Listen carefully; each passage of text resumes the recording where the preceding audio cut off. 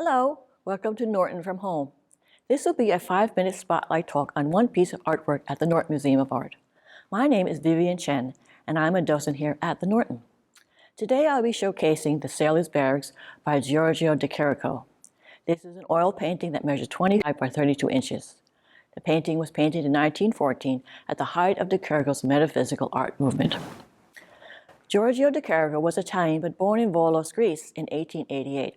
His father was a construction engineer working on a railroad in Volos when Giorgio was born. Evaristo de Chirico always encouraged his sons to draw and paint. After Giorgio's father died in 1905, de Chirico, his mother, and younger brother moved to Munich, Germany after a brief stay in Florence. When he was 18 and studying at the Academy of Fine Arts in Munich, de Chirico began reading the philosophical works of Friedrich Nietzsche. Nietzscheism, such as melancholy, classicism, and the absence of absolute truth in life would greatly influence his metaphysical paintings. Now let's look at the painting and divide the canvas into 3 parts: foreground, middle ground, and background. In the foreground, there's a dark stage area dominating a large portion of the painting. The diagonal lines of the rather ominous wedge-shaped plane with the concentric circle stand rises across the canvas and seems to extend beyond the edge of the canvas and blocks the viewer's access to the space beyond. The circular design of the concentric circles symbolizes anticipation. What do you think the wedge-shaped plane symbolizes?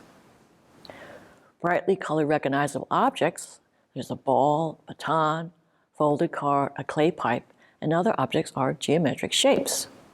Look at the colors he used that scattered on these shapes. Basic deep colors of red, green, yellow, black, and white. These items are the only objects in the entire painting with distinct bright colors. Why do you think he wanted to call our attention to these objects? I must tell you that as docents, we always want our viewers to be engaged in the paintings. And so we ask this question: if the artist were here today, what question would you ask him or her? What would you ask de Chirico? In the middle ground, you see a large arcade building, presumably the Sailors Barracks, receding dramatically into the distance. Look at the archways. De Chirico thought the shape of arcs could indicate uncertainty. He painted the barracks with a 2-point perspective, showing the immenseness of the building. Now, usually an artist would paint the focus of the painting, or his subject matter, in the foreground of the canvas. But de Chirico painted the barracks building only in the middle and background. In the foreground, there are the very noticeable protruding wedge plane and scattered games and sport items.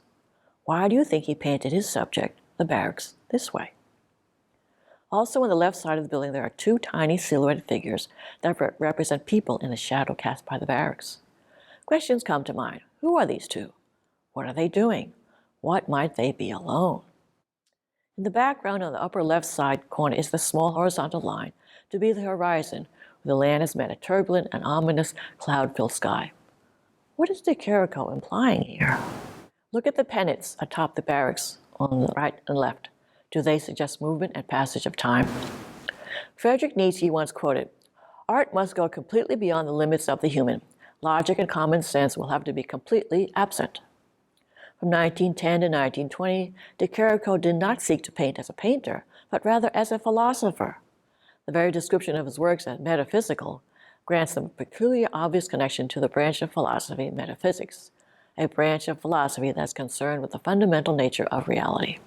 De Chirico believed a new art, metaphysical art, should be based on what he called the enigma, a certain willful ambiguity of meaning. Attempts to find any absolute truth or to discover a code in his works are inherently in vain. Instead, the viewer might want to approach his painting as if they represent dreams rather than reality. This painting was done at the height of his metaphysical art period and is part of a series of 3 canvases that relate thematically and compositionally through the vast empty spaces, the mysterious archways, the long airy shadows, and random unrecognizable objects.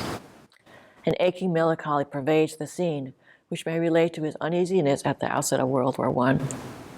I hope you will come visit the Norton Museum soon and view yourself the Sailors Barracks located on the 1st floor in the Modern European Collection and be a part of this evocative painting.